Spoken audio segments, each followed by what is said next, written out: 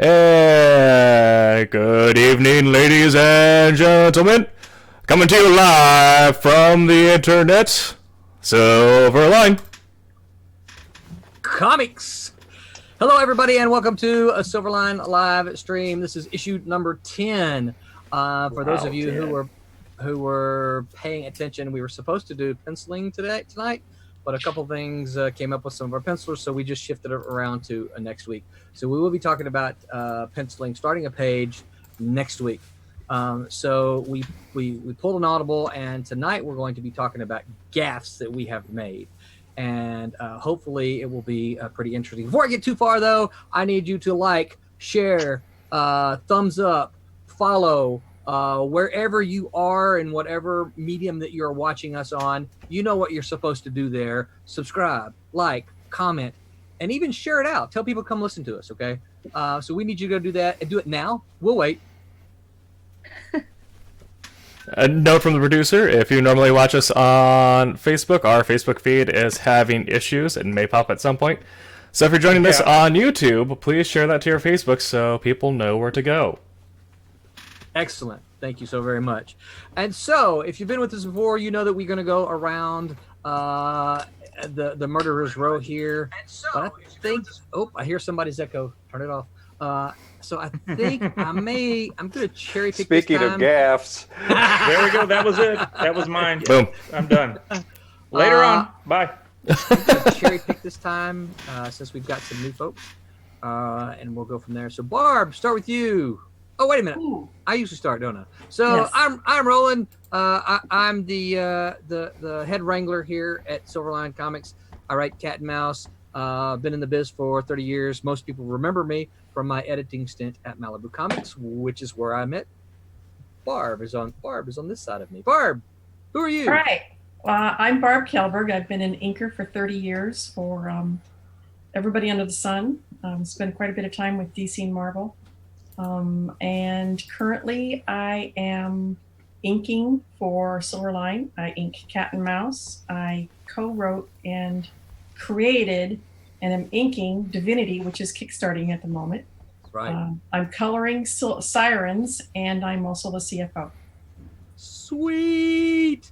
And you can do so much stuff. Why? Because you just retired. Right? Yeah. For my mumble job. That's right. So we keep tossing things at Barb. Hey, Barb, you're retired. You can do this, right? And she's like, I retired. Come on. I'm busier now than I was when I was a corporate accountant. That's right. Mm-hmm. All right, so I'm going to go this way on my list. Tim, TK, tell everybody who you are. Hi, I am Tim TK. I am the associate editor at Silverline, since just means that I am the external hard drive for Roland's brain. So that means I've taken on some stuff that he doesn't have time or want to, which includes the website scheduling and my new baby series, the Craft blog series. So we just had a new issue up recently, and I'm also working on 2 so far unannounced books. That's right. One of them we'll kind of talk about tonight a little bit, right? Talk around loosely. Yeah. Tease a little bit. Yeah, because we're going to show page 1, actually. He doesn't know it yet. Ooh. No one knows it but me, but we're going to show page 1. Next up is Kurtis. Kurtis, who are you? Hi, I'm Kurtis Fujita. I'm an illustrator. You are Sifu Kurtis. Oh, yes. Thank you. I forget myself sometimes. I am Sifu Kurtis Fujita. I'm a martial arts instructor, but also I'm an illustrator and animator. Having worked in comic books and video games and animation. I'm currently the creative director at Silverline and happy to be the editor on Chaos. Sweet. Becca, who are you? Hi. I'm Becca. I'm a colorist and inker for Silverline. I'm new in the business. I finished coloring Friar Rush. I'm in the process of coloring Marauder. Yes. She got it. She is 2 for 2 tonight. And I am inking something big, which I'm really excited for, which I'm working on right now. Okay. I know you'll understand this. You're batting 1,000 tonight. Excellent. Thank you so much. Tommy, who are you? I'm Tommy. No, Thomas Florimonte. I've been an inker since 23 years old. So I've been doing this for a little bit. But right now I'm currently inking a book called Trumps for Silverline. We'll be showing you guys a lot more of that here in the next little bit. But besides that, I'm the co-owner of Kablam Digital Printing. So I help out on a lot of the technical side, help Roland figure out some tech stuff on the printing side of things too. That's right. So besides being I always inking, send it to you and say, hey, did I send it right? Does it look good? and I say, no, it didn't. Let's try again. And then we work it out. Not true. You know that. Don't lie. No. You do a great job. Don't lie to everybody who's listening. He can't hear me. He messes it out every time. Yeah. All right. Hear nothing. Sid, who are you? I am Sidney Williams. Probably says that on the screen somewhere, right?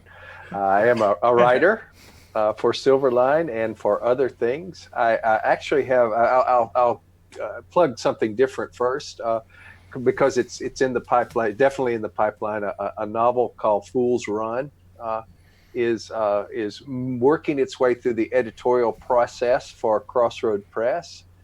So probably at least an ebook version of that will be showing up soon. It's a noir novel that I wrote. And for Silverline, I have written titles through the years. I wrote Friar Rush, which was mentioned, Marauder, and Sirens. I think those have, and Something Big. So several have been mentioned. So mainly create things in my mind and rely on the great artists to do the rest. And we have been fortunate at Silverline to work with some pretty good ones, right? Yeah, absolutely. Very cool. Brent, who are you? I'm Brent Larson. For Silverline, I created and write the book Kalis, which is issue 3 is now being worked on, and it's looking really good.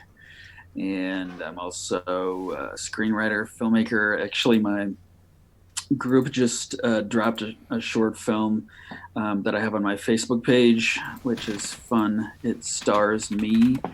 That's what the quarantine does to you when you're so yeah, it's kind of fun. And what else? Everyone talks. Oh no. Where's Brent? We might have lost Brent. Brent also lives in the wilds, so his internet is. I thought my internet wasn't working. All right, Tim, I sent you a Facebook. You did? I got it. Yeah. All right, good deal. So we're gonna save Aaron for last. So we got somebody new with us tonight, and you'll all see him on your screen as C. Michael Lanning. Chris, tell us who you are, please. I'm C. Michael Lanning. I'm new to this, so I don't have any credits whatsoever. But I'm a penciler for Something Big right now, and it's my first go. So tell us a little bit about you then. So since this is your first credit, so this is where are you from?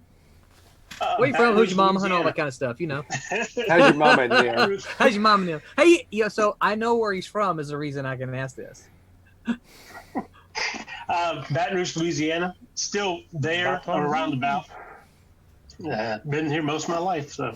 Excellent. Not really. I don't have too much exciting stuff, but yeah. So I want to clarify because Becca mentioned it a little bit earlier, and I know that if you're not clued in, it sounds we're working on something big, right? I was going to make a joke about it. Yeah, it's a secret, right? It's something big. Yeah, it is. It is something big. So that is actually the title of the miniseries that Sid and C. Michael. Now we have 2 Brents on my screen. 2 Brents, yay! And Becca are working on. It's called Something Big.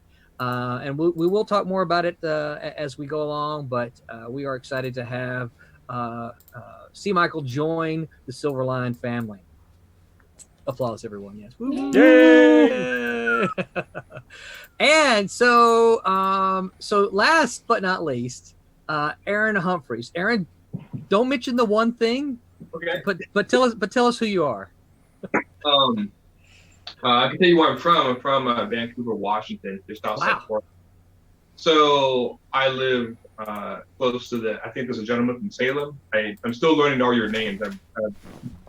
So there will be a test at the end. I'm a teacher, so. I write and illustrate, color, ink, my own stuff, and I've done a few kids' books here. And you're in the middle of something called Godlings, right? Yeah. Yes, I didn't know if I was allowed to. Yeah, I absolutely, am. So, yeah, absolutely. And I actually got an image up there. It's supposed to. There it is. I slipped Tim an image of it so we can put it up. Hey, we got another new guy. So yeah, go ahead. I'm in the middle of that, and that will be done this year. It'll be 12 issues. I'm in the middle of issue 8, doing it right. So I'm getting an issue done every 2 months. So it's taking me 2 years to do. Yeah, very cool. So we're going to come back to your story. I just noticed someone else is joining us here.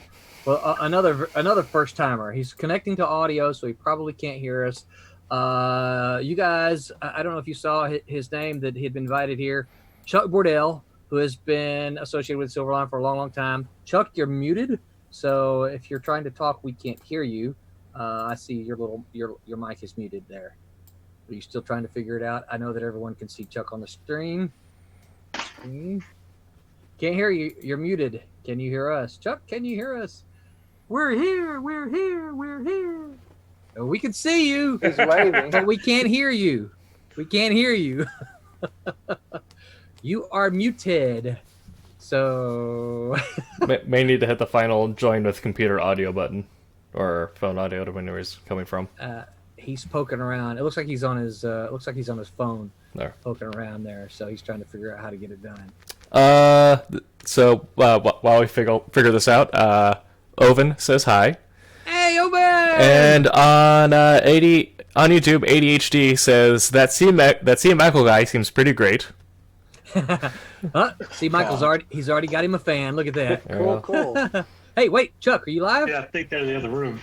Yes, I finally mute. Hey, Chuck. Hello. How are you? I am good. How are you? I am very good. So, Chuck, we've just we were going around the Murderers Row list here, introducing everyone. Do you want to take a minute to introduce yourself to, well, probably most of the people here, except for Sid and Kurtis? You probably remember Chuck, don't you? Of course you do, yeah. Barb, did you ever work with Chuck at all? No, two inkers. You wouldn't work together. Yeah. No, I don't believe so. All right. So, Chuck, introduce yourself. Well, okay. Everybody just call me Chuck instead of Charles, because I don't know what it's showing on the computer, but it says Chuck Bordell. Okay.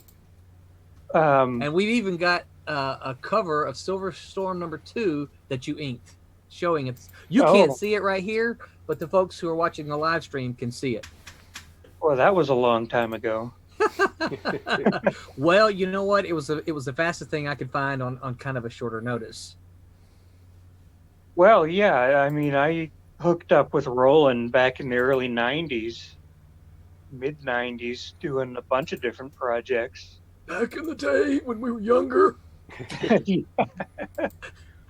That's why I was excited to see Sirens being colored.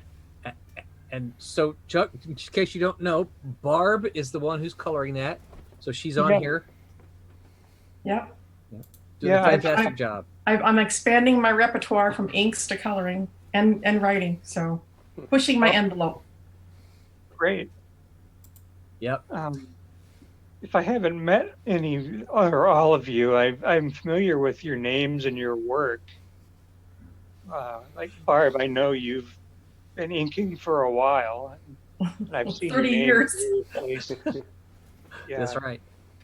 So I'm so happy that you joined us, Chuck. This may be a good episode for you to be on. We're talking about gaffes tonight. Mistakes that we have made. So this might be kind of interesting. As a side note, the way I actually met Chuck in the 90s was via Paul Pelletier, Chris Mills, and Alpha Productions. I think, if I remember correctly, Chuck, I think you had inked something of Paul's, and Yeah. and then we were looking for an inker at the time, and Paul recommended you. I think that's how. And then the first thing you did was, what was the first project you did? Do you remember? I've got a list somewhere. We won't strain our brains too much. My Firefox is going really slow. Sirens was right up there with one. I'm wondering if that's not the first one. That's the one that we did, and they printed it up at Caliber, right? Yep. That was a Caliber, yeah. So oh, here's something exciting. Becca is coloring Marauder. Chuck also inked Marauder. Oh no. I look back on that inking and I cringe. I do the same thing with my first inks too. Yeah. Okay. I can't look at them. So we're gonna get to the introductions of the final one here, Aaron. And I'm sorry we already did go through the introductions here. So we're gonna tell the first story of Gaffes, and this is I'm not going to take full responsibility for this. I'm going to point to my brother Sid as equally sharing some of this responsibility. Sid, do you want to start the story, or no, you know what? I'll start it. You might have to, because I have some things to say in my defense. All right, so here's what happened. Okay, a couple of years ago, when we started talking about bringing a lot of this stuff back, we started talking about recoloring some of the classic work, and then ultimately a year ago, we decided, let's bring Silverline back. Let's go ahead. We got print on demand, got a fantastic relationship with the awesome printers Kablam, and that really helps us do what we want to do without having to spend thousands of dollars for printing. So we made the decision, let's go ahead and go forward with some of these projects, some of them that we had kind of shelved, and even color some of the ones that were in black and white. And we had this project called Friar Rush, a project that Sid wrote. We had 3 issues of it, completely penciled. And so Sid, digs into the files, dusts them off, and said, here, we've got this. And I'm like, this is great. We can get this inked, we can get this colored and lettered, and we've got a book, right? And so I don't remember if you sent me scans or photocopies. I can't recall right off the top of my head, but I'm like, who did this? And we're like, there's no names on any of the pages. And so we go back to remembering there was someone, and we won't mention his name because it's not important, right? There was someone who had been attached to the project initially. And my memory, which is not always accurate, my memory is that he had done a few character designs, and then, I don't know, something came up. It happens, right? And then he didn't do it, and then we found another guy to do it. Now, I didn't remember that at first, so we just said, oh, that guy must have done it. Yes, Sid? Yeah, and I tracked him down. Yes. Yes.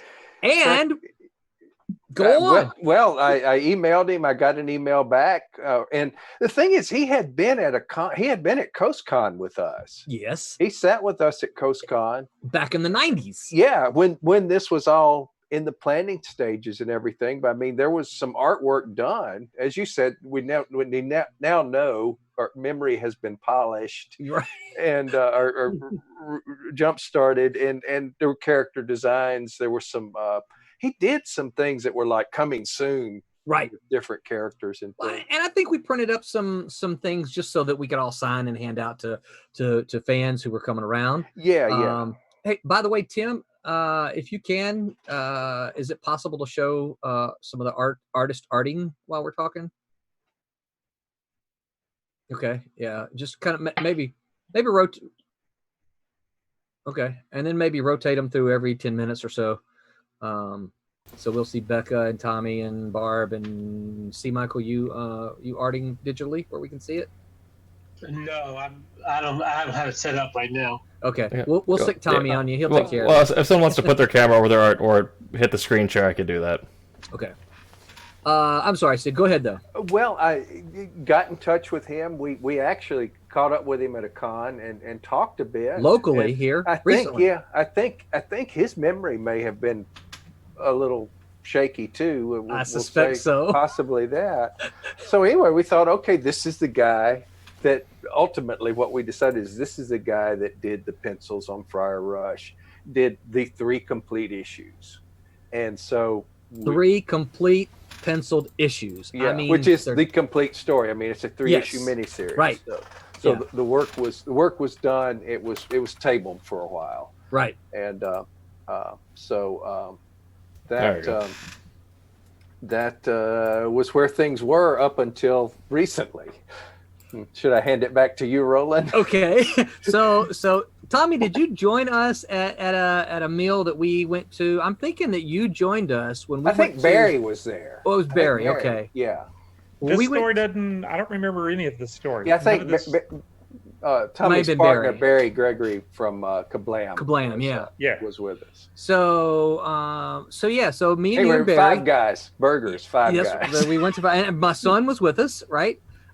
We all went to Five Guys and sat there and talked about it and said, "Hey, we're going to do this," and he was like, "Yeah, go ahead. It's old stuff, but yeah, go ahead." And so we set about doing it, right? And that's when we found John Martin, who has inked the first issue. He's working on the second issue. Ultimately, then we found Becca to color Who it. has colored it beautifully. Yeah, has colored it beautifully, and John's working on the second issue, so production is moving through. Well, fast forward to, was it last week, Aaron, or 2 weeks ago? 2 weeks ago now. 2 weeks Yeah. ago. Yeah. So Aaron sends me this message. I can't remember if it was personal or if it was on the Silverline site. Do you recall? It was on- I think it was it was Silverline. I was watching a video where somebody asked somebody who you worked with in the business, and your name came up, and I'm like, I used to work with this guy years ago. I should look him up, and I just looked him up, and I wrote him. I said, "Hey, do you remember me?" And I got it to I think it was a Silverline chat message. I sent you a chat. And Yeah. Yeah. And I knew your name, right? Because and so I knew your name immediately. And also, I think I've probably seen your name, floating around in comic circles and things like that. So I already knew who you were, and I remembered having done something with you, but I didn't remember. And then Aaron says, "Yes, I worked on this book called Friar Rush." I'm like, "Oh, really?" So what did you do? He goes, "Well, I like penciled it, and like I don't have." And Aaron said, "I don't have the pencils anymore, but I've got some photocopies of some character designs and maybe a couple of pages." And I said, "Well, let me send you the first issue, and you can compare your work to what we ended up with, right?" So I sent him a PDF of the finished first issue. Go ahead. Yeah. No, it was surprising because when I heard that you, I assumed like, oh, they're redoing it. That this is it's been a while. So like, oh, they must find a new artist. They're redoing it. So I was all expecting to get like see a new interpretation of the stuff I did. I'm like, this would be really cool. And then I get my stuff back colored. I'm like, that's good. And I'm like, okay. And so I was like, I was going to send them all the stuff I did. I'm like, well, there's only no reason to send them everything. I'll just send them some of the stuff I have. And I sent them the pencil pages, the photocopies of the pencil pages back. And it was just this sort of, and I didn't know what to think of it, but it was strangely enough, I was kind of looking, I was like, oh, that looks interesting. That's all colored. That's my work. Yeah. Yeah. So the weird thing is, so you responded with the photocopies of the work that you had, right? And so I immediately sent Sid a message. "Hey, dude, I think we might have an issue here.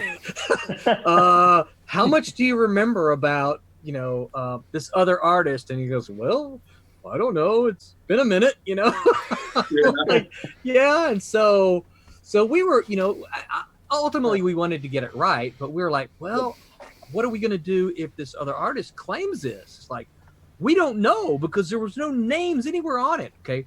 So that was my fault. I mean, I just never, No, I'm not pointing fingers at all. Not at all. But so we got to I'm look at pulling a folder of stuff up, going like, what do we got here? and and I'm digging through. I've got a filing cabinet that has a whole bunch of my creator agreements from the 1990s, and I'm looking through every single one of them, seeing what do I got? Is there anything there? I'm finding nothing, right? So, and I will say, I found a character designed by the other artist. Yeah. I'm going, wait, these styles are quite different. Yes. These styles are quite different here. Well, and I found one piece, one of the covers that you did had your signature circle AH, right? One piece out of all of that. But I got to looking at Godlings because you had sent me some Godlings, right? I got to looking at Godlings and I got to looking at Fire Rush, and I'm like, oh, it's clear. It is clear this is Aaron's work. There's not even a question about it. I mean, there's so many nuances about things that make Aaron, right? I'm like, there's so many nuances about this work. I'm like, it's really clear this is him. So Sid and I are, this whole time, I'm paraphrasing everything, but this whole time Sid and I are swapping messages. And so finally the other artist, I'm like, so I here's what I did, right? I said, so I really want to offer you an apology. I said, I have been crediting work to you that was done by another artist, and I am really sorry. I'd wondered why you haven't responded much. And he emailed me back. He said, oh, it's no worries. He said, I didn't remember doing it at all, and I really didn't think that was my work, but you seemed interested in giving me credit. So, and I'm like, you've waited it. And I'm like, it's like, okay. And then that's when I reached out to Aaron. I'm like, hey man, do you want to be involved? We got a whole Silverline family going on here. And you're like, yeah. I'm like, okay, cool.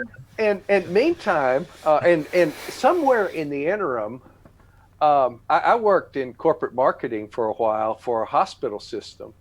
And I hired Aaron to do a coloring book somewhere after, I think it was after Fire Rush was done. Yeah, I think it was.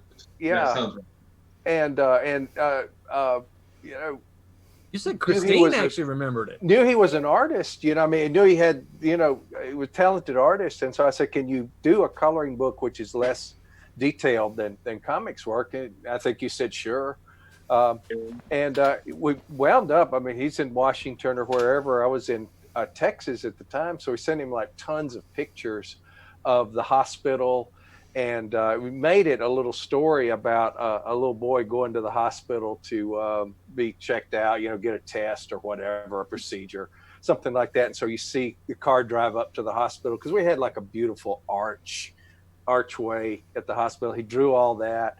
And but we do all this. We never really see each other. It's all through email and everything. And he did send hard copies. And I don't know if Aaron knows this, but I tore his address off and had his address from his envelope. All this came back to me. I had his envelope on my Rolodex for ages, in case, we did another coloring book or something like that. And that's where it came up. I mentioned Aaron Humphres and Christine, my wife, worked at the hospital system also. And she said, I remember the name Aaron Humphres as, you working with him or something. And so it all started to come back then. And for all you younger generation, a Rolodex is one of these contraptions that you put addresses in, and they kind of spin around, and they're in alphabetical order, and you can find out the address and the telephone number of everybody that you know in there.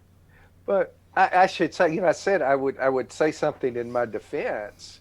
Earlier. I'd like to hear it.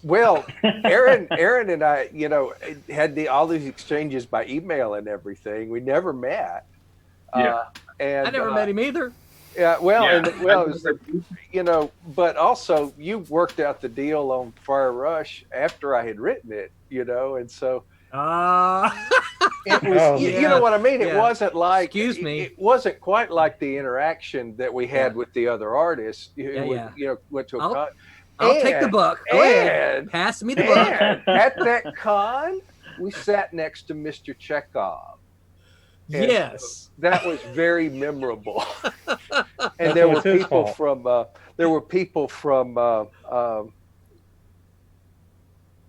what's the other space station show? Battlestar Galactica? No, not that one. Babylon 5. Babylon 5. Babylon, Oh, yeah. yeah. There were Babylon 5 people there too, and Because Chekhov was involved with Babylon 5. So yeah. Yeah, Chekhov was in that one too. Yeah, I think he Yeah, was. he I think was. he was a producer or something. Yeah, he was an actor. He was had like a character psychic. later. Yeah, Evil psychic. I don't think he was in it yet at that point, though. yeah. I think he was there as Chekhov and a comics writer, because Roland had worked with him at Malibu. I saw him a few years ago, and he goes, "Hey, aren't you that editor I fired?" I'm like, yeah. Well, he talked to you. I mean, You he's think pretty you cool. fired me, but yeah. He was yeah, pretty- he was pretty cool that day to us. Yeah, I won't go into my Chekhov stories here today. Those are completely different. So our big gaffe is that for the past several months we have been attributing one penciler as having done the work that Aaron did. So Aaron, I know I've already said it, through our exchanges, but I'm very sorry that we attributed your work to somebody else.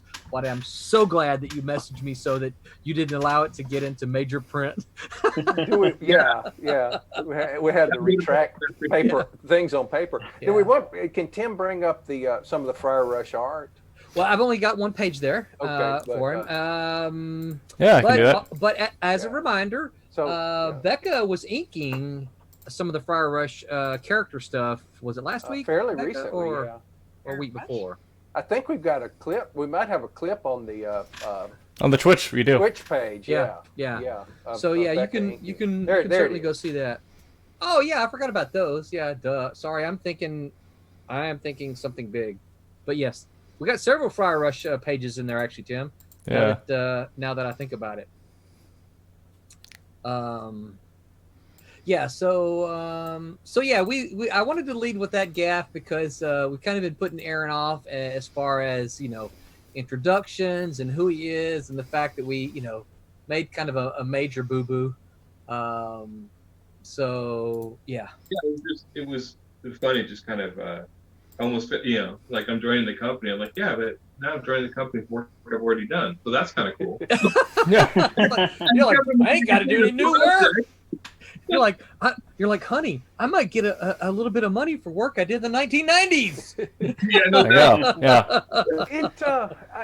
It's wild. I mean, it does kind of take you back and everything, and jog your memory about things. Like I can so vividly remember sitting at my desk and working with the coloring book and communicating with Aaron by email and everything, and I'd almost forgotten some of those moments. So Hey, Brad, what's up? Brad Thompson says, hey to all you Silverliners. cool. Nice. Yeah, Brad is part of the Silverline family. Brad lettered a bunch of books back in the 90s. And when we were kicking this stuff off, I actually asked Brad if he wanted to do some more letters, and he politely declined and said, no. but he said I'm happy to do logo designs. So Brad designed Twilight Grim for us. He designed Divinity, of course, which those Kickstarters are running. By the way, Tim, did you grab? I the did. Kickstarter page? Want to toss that up real quick? I'll make the real quick mention of it since we're at like 9:34 here. Let me know when you got it up. It's up. Okay, so you can all see our Silverline double feature there. We've got 86 backers at 3104. We are over the 50% mark. We are 52%. We are 52%. Say a numbers person, give me the exact numbers. We are 52% at 1 week. So 1 week and a day, because we launched last Tuesday. So yesterday would have been a week. So we're at a week and a day. We're at 52%. I know we had a couple of original pieces go today. So if you can, don't pick my nose. If you scroll down a couple of the originals, I know that I think the Jeff Johnson piece went today, and the Kevin West. Jeff Johnson went yesterday. The Kevin West went today. Okay. There is a The other Mel part. Ruby piece and a Rick Hoberg piece. Yeah, scroll That down there. somebody better get in there and get those because they will disappear. Yeah, that's where you want to go, Tim. So basically, after you get to the once you get to the box, the blue boxes. Yep. Yeah. So that gets you into. We won't go through all of the rewards, but so you can see there's some original pages from both Divinity and from Twilight Grim that are still left. The exclusive cover by Alex Gallimore, who's a cat and mouse artist, that's still available. The Kevin West piece, that's gone now. But as you can see, we've got pieces by Mitch Faust and Barb. Yep, and then Rick Hoberg, who a lot of you can remember from, will probably remember from The Strangers at the Ultraverse. That's Hoberg, isn't it? Yeah. Yep. And then there's the Mel Ruby piece, which is the Kickstarter exclusive. And we have the original colors for the Divinity cover. And these are hand colored, which is why we can call them the originals, is that this 11 by 17, he hand colored those things just like we used to do it in the old days, kid. And so I had to kind of talk him into that one, because he was kind of like, yeah, I don't know that anyone wants to see that. I'm like, no, you don't understand. We do. This is a cool piece of original art that people want to see. Hey, Martin, and I'm going to get your name wrong, Mertonen. What's up, Martin? We talking to Martin some too, so you just never know. But yeah, so you guys go check out the Silverline double feature. Like I said, we're 52%. We've got 16 days, I think, left, so still got 2 weeks. So it's a bit of an uphill climb, but you guys help us make it there. I've been swapping some messages with Barb, and we've come up with some pretty cool stretch goals, but I almost refuse to announce them until we hit like that 75% mark. So you'll get us to that 75% mark so I can start talking about some of these cool stretch goals. So they're pretty cool. They are very cool. So and please share the link on your Facebook pages. Yep. Pledge if you can, and definitely share it to all of those who you think would be interested in 2 brand new Silverline miniseries. So get that out there. And issue ones, 2 issue ones. Yeah, both of them are issue ones. So you're going to get on the ground floor, or Kurtis, as we used to say at the Ultraverse, this is a perfect time to do what? It's time to jump on now. Jump on now. That's right.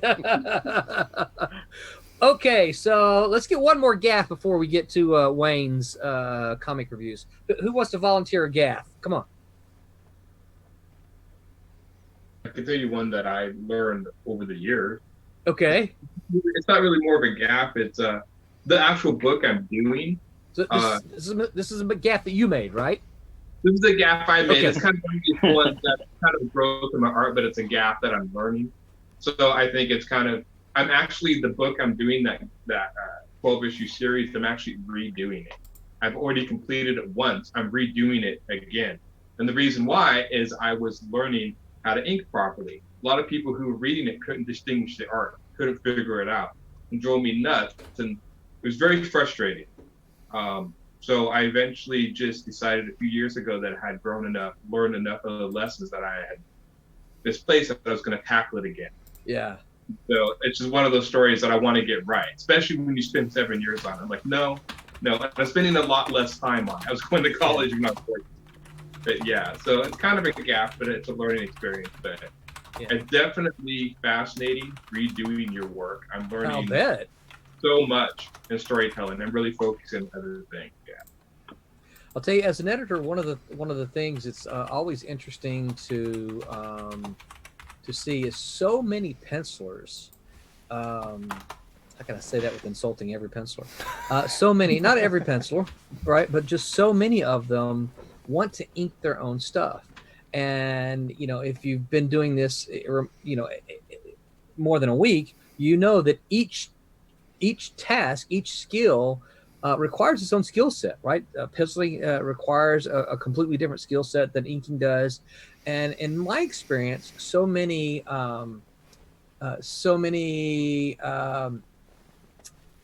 pencilers are not their own best inker.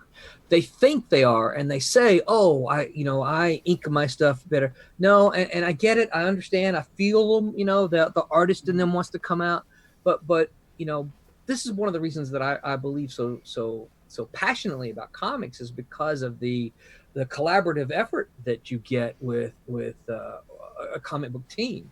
So you get, you know, the vision from the penciler, but when you can get a good inker over the work, it just comes to life. And Aaron, I'm not saying that yours is not that way. I mean, not at all. But I just, in my experience as an editor, I can't tell you how. And Tommy was on the kind of receiving end of that professionally a time or two, when a penciler was just like, yeah, I look better over myself, and when everyone else around was like, no, this looks really good, and the mesh between the two styles was a good look. Yeah. Anybody else want to? No, it's 9:41. Let's go into the review. We've got those of you who have been watching us, you know that every week we're trying to get in some indie comic reviews, because we believe that we put out some pretty cool stuff, but we also want to make you aware of other independent comic books that are out there, because there's a lot of really good stuff. You know, it is my personal goal to have you to take your Marvel and DC spending dollars and spend those with independent companies, because you're gonna get a lot of new and original content at the independent companies. And when you go with an independent company, you're not putting it in big corporate coffers. Your money you're spending goes to help creators do the things that they want to do. So we have up this week Wayne Hall, from his last name escaped me for a second. Wayne Hall from Wayne's Comic Podcast, going to be doing a review for us. Cue it, Tim. All right, it's time for the third installment of Indie Comics. Again, I'm Wayne Hall, the person who's bringing you this segment. I wanted to talk about another book that I really am passionate about, one that I think that people should know more about than they do, and it comes from Archaea, which is a part of Boom Studios, and it's one of those books that I think that people should really, really know more about. It's called Rust, and what Rust is, and I'll read you the description. They say it's the best-selling Archaea original graphic novel series, and the whole book is done by Roland Mann, is the name of the guy. He works as a video gamer. Let me read you what the description is. Young Roman Taylor struggles to keep his family's small farm afloat as the countryside heals from a devastating world war. When a boy with a jetpack, the mysterious Jet Jones, suddenly crash lands into their barn, Roman believes the secrets of Jet's past may be the key to their survival, but are some secrets best left untold. There are 4 volumes of this. This is the first one. This is the first one I got through a local bookstore up in Maryland. And you can see that's Jet down here, this guy right here. And like I said, there's a world war that's happened. This book largely focuses on one of the relationships I'm always interested in, and that's the father-son relationship. And it's interesting, but the father's actually passed in this book. But Roman, who has now taken over the farm, is trying to live up to his father's reputation and being able to run the farm and stuff. So it's a very interesting book. It's called Rust, and it's funny it says that. I don't think the word rust is actually used anywhere. I actually interviewed Roland Mann several times for my podcast, and he does a wonderful job of this. I'll show you inside real briefly, because there's something interesting about this book. It's not full color. It's got like a sepia tone going. It's black with a sepia tone overlay. And it's all the way through the book. That's the color scheme that goes on. And it really sets an interesting tone for the series. About the book there, of course, is Jet again, right there. And there are 4 volumes to it. And there's actually a prologue that's a trade paperback. They first came out in this form in hardcover, and then they came out in paperback. And you can still get them through Archaea. I think your store can still order them. It's a very tender book. It's interesting that a war has happened. There's a lot of hard times going on, which I can relate to during these times. But the story has to do with the Roman trying to live up to his father's reputation. which is tough for him. He was not ever intending to be a farmer. Now suddenly he is. And Jet Jones suddenly appears, this little guy here. And he's got secrets aplenty. And there's all kinds of really interesting things going on with him, as well as what's going on with the farm, what's going on to the community, and things like that. Royden is a video gamer, and he worked on this when he could. He had a family was developing, and so he took his time making this book, and he got all 4 volumes out. And I have to tell a really funny story about him. I was interviewing him when the 4th book came out, which was the conclusion. And I have this thing about conclusions. I think conclusions are usually really bad. The story is great until you get to the end, and the end makes no sense or is just terrible. A certain company, a House of Ideas, does that to me all the time. This book, I had gotten a preliminary copy of a digital version of it. And I was going to talk to Royden, and I was the first one that had seen the 4th volume outside of his inner circle. And so he was very nervous when I was talking with him. I didn't give him any indications of what I thought. The 4th book was, in my mind, one of the perfect endings to a story that I have ever read. And he was very relieved when he heard that. I couldn't think of a way he could have done it better. He resolved a lot of the storylines, and ones that were left hanging were ones that should have been. So I really enjoyed the characters. I mean, Roman is a great character. Jet has a really interesting character, and stuff goes on. There's other members of the family we get to know.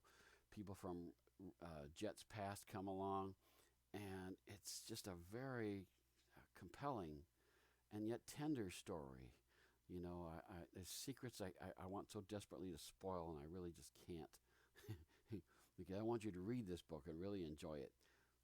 Like I said, it's Archaea. And the thing that's really interesting about this book is that Roman is kind of writing letters to his father, and who's passed. And that relationship still continues through those letters. And there are other things going on as well. Of course, I can't spoil.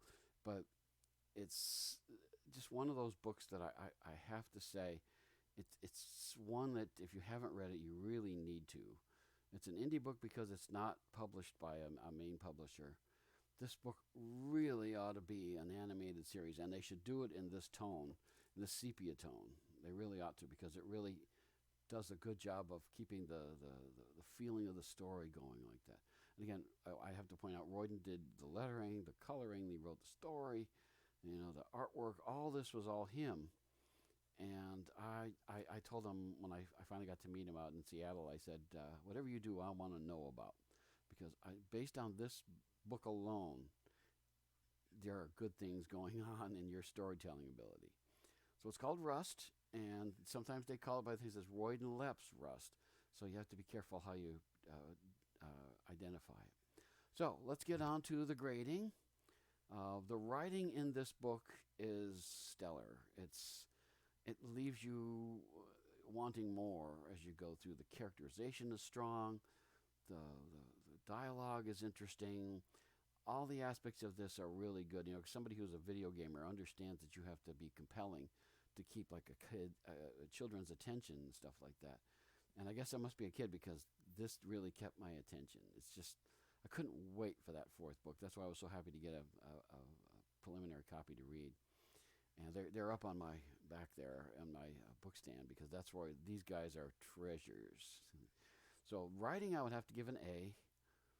The artwork, even with the interesting use of color like that, I would still give it an A, because it fits the tone of the story superbly. It's just one of those great storytelling things.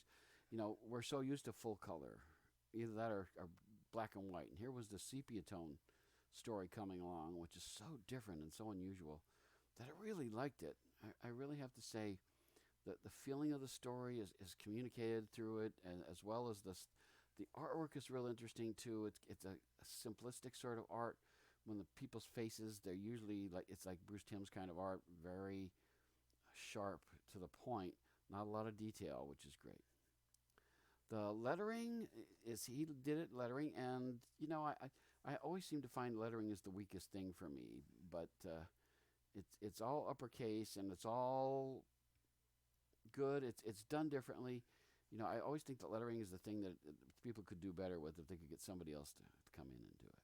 So I would have to, again, I seem to always give this like a B or a C, but I would say B. Doesn't mean it's bad. I just think there were some places I think it could have been a little better, but, you know, those things don't bother me so much. Then literary merit. This book, this could be taught in classes. I really do think so. The way that the people are in there, they've been talking about war. There's all kinds of themes going on. It's really superbly done. I'd give this an A again for literary merit. Fun factor, again, when there's war involved, I don't necessarily think it's fun. I would have to give it a B because there's a lot of characterization going on, and it's really smartly done. I just have to tell you that if you read it, you're going to be drawn in, and you're just going to love the characters in the story. So the fun factor, I'd say, because it's a war story and there's things going on, is a B. There's still a lot of good humor in it and stuff like that. Overall grade. Overall grade, to me, I can't let those things get in the way of really enjoying this book. I would give it an A because it's one of those books that I'm passionate about. Everybody I tell about this story about this book because it's so gripping, and I couldn't wait for this, and it ties up so well. I don't know how he could do another one. I told him if he ever did, I'd be there because I really enjoyed it. But Rust, look under Archaea, which is part of Boom Studios. Get that book, these books. They come out in hardback and trade. Now, of course, I got the hardbacks, and I'm grateful I did because I want to keep these forever. This is always going to be in my library. I really love it. So again, it's Rust, and I highly recommend it. Look under Archaea. Ask your store to be able to order it through them. They can. They're on the website. There's also, like I said, a preliminary book that'll help you get a little more out of the story. So I really do that. So once again, stay safe, read good books like Rust, and we'll see you next time.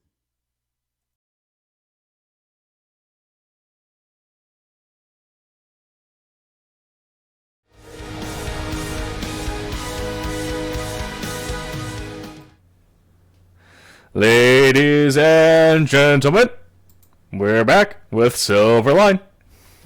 Thank you, Tim. Thank you, Wayne, for that review. Really appreciate the opinions it. expressed are not those of Silverline Comics. That's or right. any of its subsidiaries.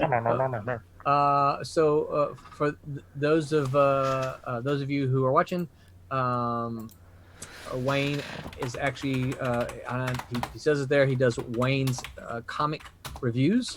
So be sure to check him out. Yeah, Oven says he's a great reviewer, and Scott says he's going to check out the book. So yeah, I was just on Wayne last night. I was just on Wayne's podcast last night. Yep, awesome. Wayne is fun podcast. Wayne is very much a friend of Silverline. He sure is. He was one of the very first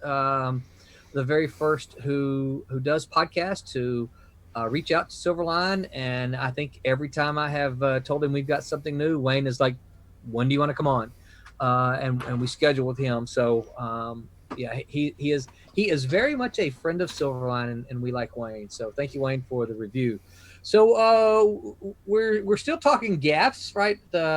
Or as we had to explain when Wayne was doing his review, Gaffes are mistakes. So kind of embarrassing mistakes that we have made, and Brent has to go bye-bye, Betty bye-bye. So he's going to go ahead and tell us his gaffe before he visits the sand or gets a visit from the Sandman. So Brent, tell us your gaffes.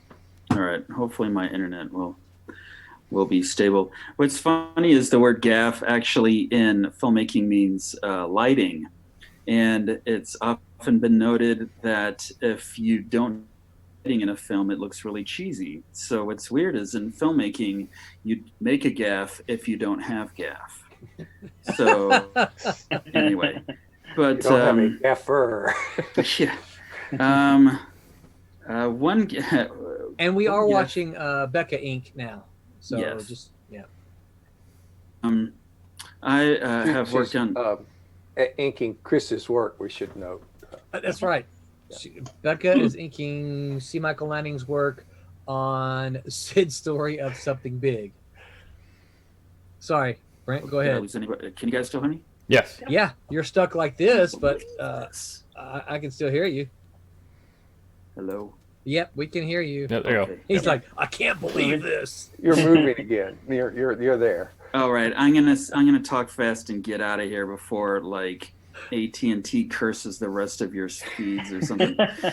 But okay, so I wrote a short film called Convict. It was the first one my friend and I ever did. I wrote it. He directed it. It's about a priest interviewing a guy in jail, and I'll give you this. I'll tell you the spoiler. The switch at the end is that the guy he's talking to, who you think is a convict, is actually the warden, and it's the priest who's just been arrested and put in jail. But we were developing it, and finally the day came that we were going to shoot it. And I met the actor who was already in wardrobe, and it looked really, his shirt and pants were very nice and clean, and I'm like, this doesn't look right. You're supposed to look more, like we're supposed to think maybe, you're an inmate. And he's like, really? I don't know anything about that. And suddenly I realized that the director was just about ready to make a movie that was totally different from the movie that I had written. And he was going to shoot it in less than an hour. And we had developed this thing for weeks. And so I ran and I'm like, do you know what you're doing? My masterpiece. And the director was like, oh, dude.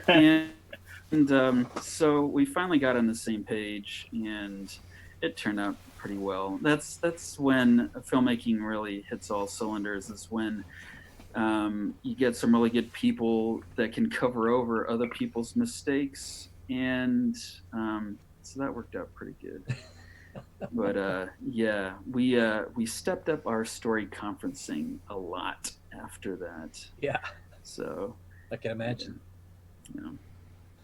But anyway. Interesting. So that's a good one. Yeah. All right. Well, Brent, sweet dreams. he's already gone. I will already cut off a little bit longer next week or something like that. So sound good? Okay. All right. Sounds good. Whatever you said. Rest well. Yeah. All right. He's already. Oh, look, it started again. He moved. Yeah, his video's moving again. I don't know what's going on, but see you guys next time. Hey, Brent. Night. Night. All right, who wants to go next? Who's got the next gaff? Oh, I'll go next, I guess. Okay, Barb. Tell us gaff. As I was telling these guys earlier, I don't have a lot of artistic gaffes. My pages are pretty much perfect. I didn't say they were good. There's no mistakes. You're good at knocking inkwell over now. Yeah. I've never had that happen, and never had like a cat lay on it or spill coffee on it or anything like that. One of my most embarrassing gaffes, I would have to say, is when I first tried to break in. I think it was 1987. I decided I was going to be a comic book artist. I mean, it was just, I decided one day I'm going to go to San Diego Comic-Con and get a job. So I put together a portfolio of everything that was absolutely you should not do. I took sketches from high school. I took paintings. I took ink drawings. I took everything but the kitchen sink. I stuffed into this massive portfolio. I mean, I'm talking, it was probably 4 foot by 4 foot, and I was lugging it around the convention every day. I think there was actually an acrylic painting in a frame in that portfolio. Yeah, I had no idea what I was doing. And I put that humongous thing on a plane, and I went out to San Diego. And I lugged it around and showed it to everybody who would look at it. And every single editor had the same expression on their face, and it was the WTF look. I have no idea what you're showing me, and what is all this stuff? Well, I did this in high school. And yeah, it was horrible. And I got shredded, just majorly shredded. And I was so embarrassed, but I learned, and then I went home and I practiced, and and figured out what the hell I was doing. And I came back in '88 and I actually paid attention to what these people were telling me, and went and did a couple of seminars with Dick Giordano, and that was massively helpful. And by the time I came out the next year, I actually had a professional looking portfolio, but that was so embarrassing to think back on that now. Everything I shoved into that portfolio, including the framed acrylic painting, I just cringe now when I think about that. So. Good story. Yeah. There's a bunch of traumatized editors out there still thinking about that. Yeah, probably is. Yeah. Hey, you remember that time they brought this acrylic painting in a frame? Yes. Now I want to be a comic book artist. Yeah. It was bad. It was bad. Who's next? Real quick, on YouTube, Martin says he got his last name right. So there you go. Oh, nice. Excellent. Glad to hear it. Can I go? I want to get mine out of the way real quick because it's kind of one. Well, you know, it's not so much on art or any of the stuff that I worked on. It's usually my antics above and beyond the comic stuff, you know, and Roland will know because we do a lot of shows together and stuff. I am terrible at remembering names. Even the people that I've worked on, and people that I've inked, and people that have done books with me, they'll show up to shows and they'll go, "Hey, Thomas, you did, you know," and I'll like, "Who is that?" And Roland will go, "Hey, you inked that guy on the such and such," and I'm like, "Oh yeah, yeah." I don't remember names for anything. Even the books that I like, I don't remember the names. Now I remember the books, but I never can remember the names, and it's a bad habit. It goes on beyond comic book stuff. I'm just terrible at names. So have you ever called anyone by the wrong name? No, I just won't say. I'll just go. I won't say anything. So you just say, "Hey, you." I just sit there. But the other one that was a career problem. I was when I was breaking into inking, I was doing a lot of background inks for Jimmy Palmiotti. And one of the books that I did a lot of work on was for Punisher 2099. And I was inking lots and lots of stuff of the Punisher. I was just almost everything except for the faces for the most part. So anyway, I was up at the Marvel offices and I see, here's my problem. I don't even remember what the editor's name was. That's how bad. And Jimmy was getting off the book and I pretty much had the job. This was way when I was early 20s. This was way before I should have had a book. This is when I was just, and we went out it was with Jimmy, and we went out to dinner with or lunch with the editor. And I don't remember what I said, but afterwards, Jimmy said, "You lost it." I said something so stupid. I don't remember what it was, but early in my career, I could have been, was lost a book because I said something just childishly dumb. So. And you don't remember what that was? I don't remember what it was. I just remember being devastated. I was like, I'm going to get to think Punisher 2099. I was inking it anyway. Yeah. For the most part. And oh man, that would have been nice. Yeah, back in the day. And you don't remember the editor? Do you remember what they looked like at all? Who the editor? The editor looked like, yeah. Yeah. No, I visually, it was the. Describe them to me a little bit. Oh, you're putting me on the. Oh, sorry. Using only flattering words. Very muscular, very tall. Yeah, there you go. But it was like, they were basically, I was going there to meet them so they could talk to me about it. And I said something dumb while we were eating lunch, and then I didn't get the job. Oh man. That one of those, that's a gaff, right? Yeah, that's a gaff. Yeah. That's a insert foot in mouth, right? Yep. And it wasn't because of the art. It was because I said something dumb, like I normally do. You know, we've done plenty of shows. Yeah. Tommy has. Okay, I love Tommy. So how can I say this without him diarrhea getting mad, of the right? mouth? No. Yeah. He has filter issues. Yeah, a lot of times. Right, especially when it comes to doing comic shows, right? Because if you've done a comic show at all, you know that there is there's a very wide range of convention attendees, and those attendees that are there looking at comics, man, Tommy is just smooth as glass, right? But those con attendees who might be there for things other than comics, when they walk down your aisle, yeah. I said something, you and I, on this last thing we did, and there was some girls walking by, and I said something, not even talking to them. They looked at me, and I'm like, not you're pretty. I don't know. That's something stupid. I don't know what it was. I was. Oh God. All right, I'm gone. I'm Brent. Well, I'm freezing. I gotta go. I gotta go. Go into bed. Hey, T is swallowed. I apologize. That's right. All right. Rotate, Tim. Rotate to camera to Barb. She hadn't been on yet, has she? I don't know, but yeah, she wants to share what she's working on. I can pull that up. Oh no! Wait a minute. Yeah. Share your screen. Who wants to go next then? I'll go. All right, Kurtis.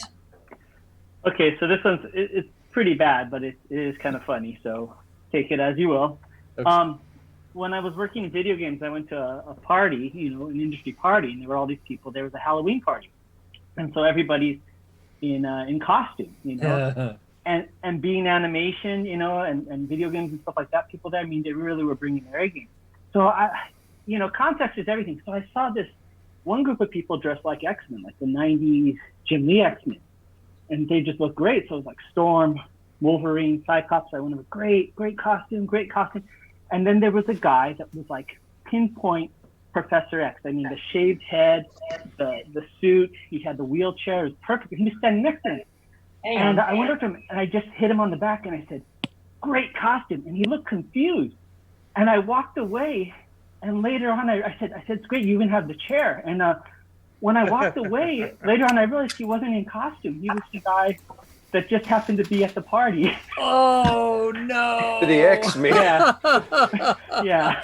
So that was a big foot in mouth moment. Not good. Oh my goodness. Yeah. There you go. Can someone check to see if they have volume on YouTube for me? Martin's saying he has no volume, but I am showing signal going out. Now everybody stops talking. So. No, I hear it on YouTube. Okay. Yeah, it's working. All right. I'll let them know to refresh. Yeah. Okay, who's next? Come on, Becca. Surely you got a story for us. Yeah, Becca. Something from Kubert School. Yeah, Miss Becca. Yeah, she's looking down like she's ignoring us and she can't hear us. No, I'm back. Of course, I have an abundance of Gaffes movies. Just being who I am as a person. But something from school, which is kind of comic related. My first year, I had an assignment due as a splash page. It was the first time I was ever doing staircases, and I had to draw like a infant and a cat and like crazy staircase, and I had to ink everything, and it was due the next day, and my mom's cat jumped on me and I spilled an entire thing of ink all over. And of course, I didn't blue line my pencils. They were original pencils. So at 11 o'clock at night, I had to redo the entire thing. Oh my goodness. And ink it, and I did not sleep. And I went to school the next day to do the critiques, and the demon child that I created was just something that everyone just always let me remember for the rest of the year and the following years. It haunts me to this day, that demon child. Was that your nickname for the rest of the year? No. I usually, no. I don't know if I had a nickname. It was just Becca. But yeah, that's one inking story. Yeah. Spilling those, I don't guess that happens as much these days with the digital, with the digital medium. But boy, I know I used to hear stories of, and I've seen when I was Stephen Butler's roommate, I've seen him do it, a little ink spill, and then try to clean it up as much as possible, and then of course out pops the whiteout. Yeah. I've seen him spill a little ink spot on a sketch cover he was doing. and then he just proceeded to like draw around it and make it part of the art. I've done that. You remember those when you were signing the covers, you had those metallic ink pens before man. the ones that they use now, but the ones that I remember.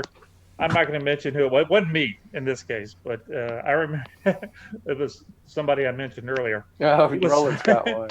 He was signing a cover, and the ink and it was one of those. I think it was a Lady Death leather cover that he did, and he was signing the cover. And it was one of those leather books, right? You remember when they had those books? Ooh, and the ink went all over the cover, and the guy goes. The artist that did it, he threw his hands in the air and he goes, "Art!" And then he handed the book to him, and he just pretended like he didn't do it. They're like, "You just ruined that guy's book." Oh, that's that wasn't me. I did not do that. That's not me. I didn't do that. So I'm looking There's at a guy that's got that there. Goes, this was spilled by. Yeah. I used to know a guy back at Cuba that used to break the thing. So I'm looking at the Silverline stream, and it looks like the image is stopped. We just fixed that. Okay, all right, gotcha. Very good. Is my screen share showing up? Thank you, Tim. That's why you get paid the big bucks, right? See, that was a mistake. That's that you were not trusting Tim. Oh, you wound me. For those of you who don't know, I get paid exclusively in Del Taco runs. And not my say either. Roland makes a run to Del Taco in Florida and then airships it to me, so I get it like 8 days later. Yeah. He ignores the mold that's on it by then. A little microwave, It's all probiotics. So what about it? Anybody else got one? I got something. I don't think it's a gaff, but I figure most adults would. So luckily in comics, in my comics career, I have been fortunate enough to have mentors as well as classmates who have been in this at least a year longer than I have. So word to people starting on comics, if you want to avoid making a gaff, find someone with more experience, just ask them about anything. But what I don't have too much experience with is directing choices when it comes to torture scenes, I guess. So besides this, I have not really worked in film as much as Brett, but I do volunteer myself as an actor for film projects in my area and as well down in Florida. And we had a project where I was the big bad. I was the captor / torturer in a kind of slaughterhouse style horror film, and we didn't really have anyone there who had much work in that field, so we're like, hey, just kind of go with what feels right. So my first thought, of course, is just waterboarding, just continuous waterboarding.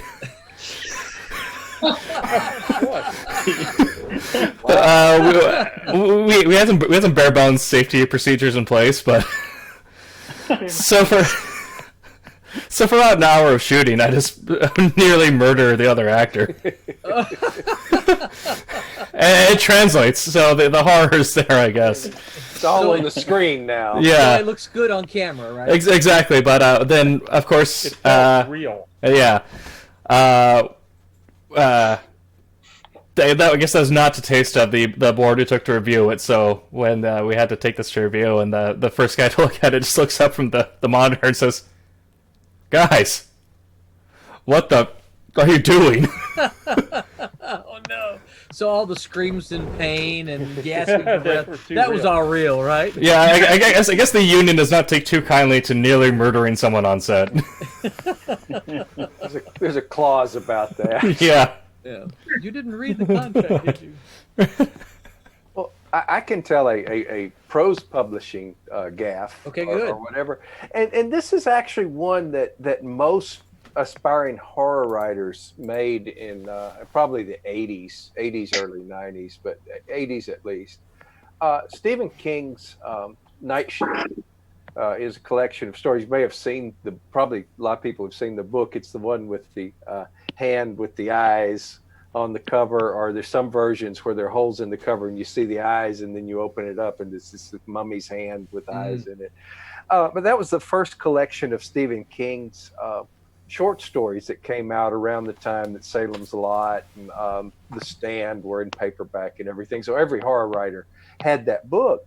And you could look in the copyrights and see where they were published. And they were published in like the second tier men's magazines of the time, which in the 50s through probably the 70s, those were still legitimate markets for fiction. And they published Charles Beaumont, who wrote for Twilight Zone, and Richard Matheson, different people like that, had stories in there. And Stephen King's were published in magazines like Cavalier and different publications, again, that were one tier down from like Playboy and Penthouse.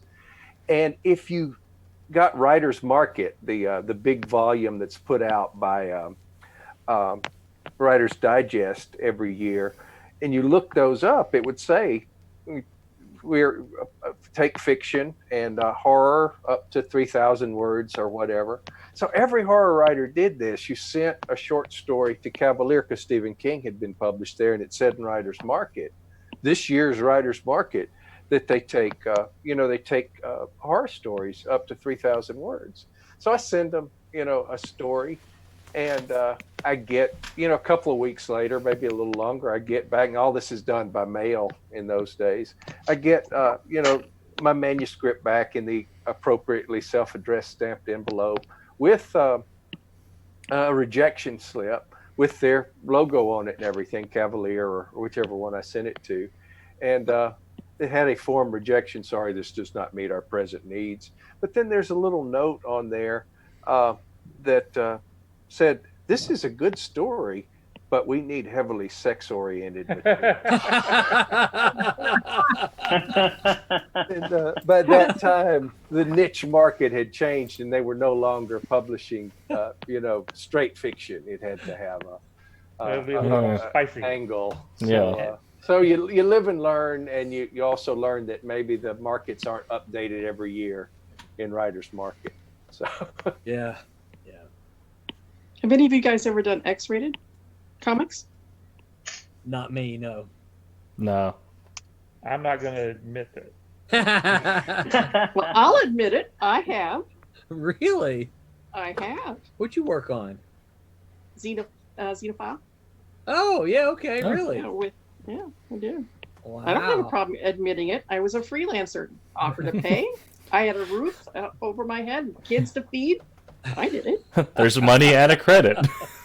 Well, I've never done a comic of that nature, but then as far as short stories, and these are not X-rated, they are, just or of the erotica vein. So I have Hot Blood, Deadly After Dark. That I have a story in. And what name is that written under? Sidney Williams. Oh, okay. Trying to see if who all was in this. Robert McCammon is it. Steve Resnick Tim is in this one. Graham Masterton's in this one. So Max Allen Collins. So I mean, legitimate stuff. Just leaning a little dark. Then there's the maybe a little bit different tier. Demon Sex. Whoa, okay. And the Aramantha Knight pseudonym, that's a pseudonym. I forget who the actual name of the editor, but now I think Yeah, Neil Gaiman. There is a Neil Gaiman story in this, so I am in an anthology with Neil Gaiman for that. Nice. What's that? I love when you request people going in the stores asking that specific title. Yeah, we do have that. Do you have demon sex? And, no problem. Then more recently, that's what she said. Deranged. And actually, it's a good story in the collection, Deranged, 10,000 word story that I wrote. And I was having dinner around the time that was sold. The story was sold. Some friends took me to dinner. I was getting ready to leave Florida. Some friends took me to dinner, and the husband got up and went to get something or whatever. The wife goes, "Well, while we're sitting here, we're making a conversation." She goes, "Well, what's your new story about?" And I go, "Blood obsession and knife play." She goes, "Okay." I had no problems doing Xenophile because it was very cartoonish and fun. You know? It was some good stuff. Yeah. So I've got a gaff that's most of you are going to know. It's a very high level gaff. So when I was at Malibu, this is before I went over to the Ultraverse. I was still editing Protectors, Dinosaurs for Hire, Ex Mutants, that whole family. And at the time we were kind of divided into departments. We had the Protectors line, and we had the Eternity line, which was Mark Panicia, who's now at Marvel. Mark Panicia was doing all the licensed properties, Star Trek and stuff like that. And then we had Ultraverse, and we also had Rocket Comics. So everybody had kind of their own little department. And so it was me. I had an assistant who worked directly with me, and then we had a designer that did. She colored all of our covers. She did all of our in-house ads. She did basically everything that we needed in the department. And we had, I don't remember exactly what it was. We were supposed to do something, and Barry Windsor Smith was had been announced to do Rune for the Ultraverse. And I don't remember exactly what it was in. You would think that what I'm about to say was enough for me to remember it. But apparently the hyphen in Barry Windsor Smith's name is very important to him. And it's supposed to be Barry Windsor Smith. Okay. Well, I didn't know that. I've been I knew Barry Smith's work from, way back to Avengers number 100. Yeah, for forever. Yeah. There wasn't hyphens in his name back then. And so we had ended up in publication something that was Barry Windsor Smith. Oh my gosh, I was called into the office and I was ringed because it was not Barry Windsor Smith. And of course, they're like, no, this is what Barry insists. He is Barry Windsor Smith. And so for the next, as you might imagine, being chewed out like that, I was a little bit sore for the next few weeks. And so we were calling him in our little bitty department, not company wide, Barry Windsor Smith. So that we would never forget that hyphen again. Yeah, that was a mistake that I ended up paying for. Interesting. Yeah. Wow. I was going to say that. I've never heard that one, had you, Kurtis? No, but there's a lot of stories about his. You could probably guess who chewed me out, can't you? Yeah. Yeah. One guess. Give me his initials. I'll give them to you after we're live. Okay. All right. The best choice. If I can throw this out there. Yeah. Roll along those lines. I think we may be off on YouTube. It's for Silver's still alive. Okay. Oh, maybe just my phone. Well, no, I'm actually looking at an ad here. Oh, we've been rude for violating terms of service. What? Wow. Really? What terms of service did we do? I have no idea. Barry Windsor Smith. That's right. You said Effin Windsor Smith. Windsor Smith is out there. What the It heck? follows you to today is what it's doing. Weird.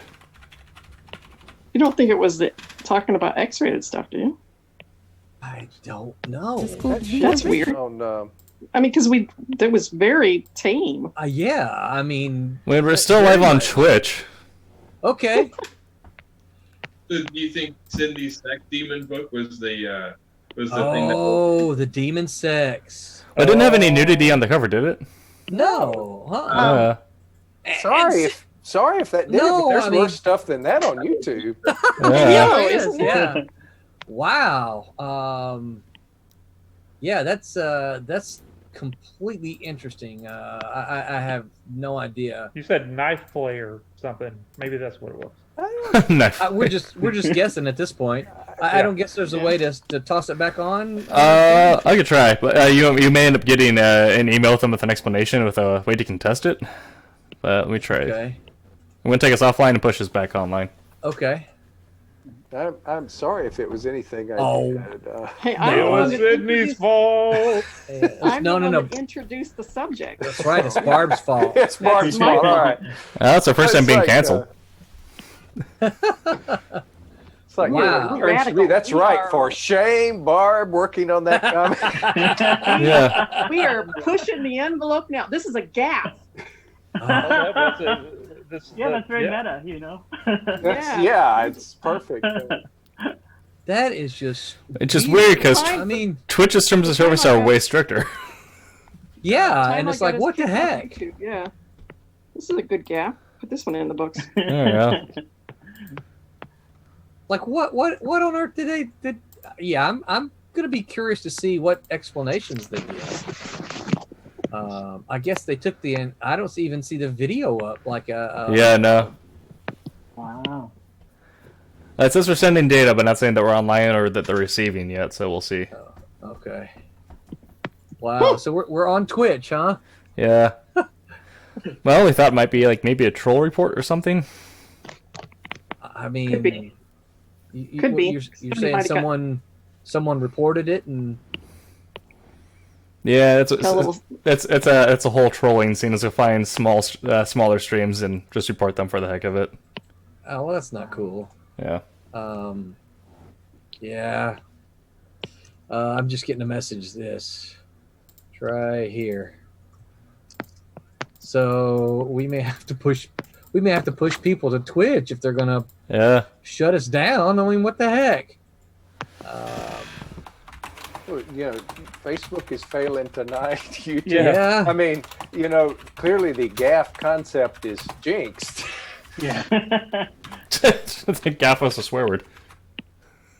Maybe it is. Nobody swear though, did they? Did somebody swear? No. No, I don't think so. I didn't think so. I didn't. But none of all that stuff is on YouTube. I don't think. They're not that strict. No, I had to been using like music or something. That'd be my one thought is that if it was like if we just got like a random troll report where someone just came through, saw a smaller stream, a hit report, and walked off. But so here's my question to you then, and Tim, you may know more about it. You're telling me that they will remove a stream just because one person comes by and reports it? Depending on the severity, because of how strict policies are in the EU now, and they have to be alive in the EU, they'll do a takedown and then they'll do a review, and then if there was no actual violation found, they'll restore the video of it. But yeah, if it's a small enough stream where the per capita reporting per viewership is there, they have to follow their guidelines set by different factors. It's great for taking down like smaller streams that are kind of dark web leaning, but I see a black screen on Twitch now. How do we die on Twitch? I don't know. I see some of it might even be bots. It's not even humans. Yeah, that's also another thing is that you may get report bombed by bots. Yeah. All right, who pissed somebody off? Right. It's the Russians. Could have been anybody. Yeah. I don't know. It's a violation of nature, but I just don't think I would be able to affect the stream that bad. I wouldn't think so either. Oh, it streams. It looks like it's back up now. I think we talked this up though. You know, we were banned on. Yeah, we got banned on Facebook and banned on YouTube also. We were. Wow. Yeah. So yeah, that was interesting. You know, I did have a picture of a bunch of bananas on Tumblr flagged as adult content. No way. I had to appeal it, and they go, "Okay, this is okay." Appeal it. It had been there a while too, but it was like a picture of a bunch of bananas in a shopping cart, and they were green, and I'm going, I bet these will be brown by the time I get home. That was my comment on it, and I get this email, we have determined this is adult content. Wow. It's bananas. What the heck? Yeah. The AI does as the AI pleases. It was something that Becca did in her while she was inking. That had to have been it. All hail our benevolent robot lords. It was a desk. You know, clearly a desk is objectionable. Yeah. I don't know. That's just weird. Did my screen share with the coloring stuff? Yeah. Yes, Is that it actually did. on? Yep. Okay. Because I couldn't see what I my end. Yeah, we were seeing a lot of sirens. Yep. Yeah, it's good stuff. Yeah. Too good for YouTube. Now we're back to looking like the Brady Bunch. Yeah. That's right. The Family Squares. There's a story. That's right. Lovely lady. So C. Michael is not doing it where we can see it. So pop Becca or Tommy back up. You want me to join back in? Sure. Yeah. Yeah. Go ahead. Oh, I gotta do the thing. The thing. So we're not broadcasting at all at the moment? We're on Twitch. We're on Twitch. Yeah. We're on Twitch. Oh, Yeah. all right. Yeah. I just posted to my page that we're on Twitch. I don't know. That's weird. So I'm gonna say we got banned. We got banned on YouTube. Yeah, we're so bad. I know. Yeah. Too hot for TV. I still don't. Yeah. Let's see if I can get this. Yeah, you know, I've been trying to push everybody towards, off of Facebook and towards YouTube, because that's where we can get the subscribers, and that's where the video will stay up, in perpetuity. Twitch's video only stays up for 2 weeks. Mm-hmm. Now, if you go and you make clips, they'll stay forever. So that's why, if you want to go back and clip tonight or last week, go do it now. I know Sid's Ollie does a whole bunch of them. So I recommend y'all go and make some clips if you can think of something. But I like the idea of them all being on YouTube. But why on earth would we get banned for something? I don't know. All right, so we were talking about gaffes. I guess that may be a future gaff. Anybody got any other gaffes to add? Something you're burning to tell? No. No, not if we get in trouble again. We got a lot that could have got us in trouble, but I'm not going to say any of those. Don't let Barb bring anything up. That's right. I'm a perfect child. Yeah, everything I do is good. My only thought would be either like a choir here. Tim? I don't see how we could do anything. Tim, when Barb's speaking, keep your finger on the mute. Yeah. That's right. Just like, she's like delay. That's right. See, at any point that she's a powder keg, just be poised there, ready. Barb's speaking. I wonder if there's like key words that.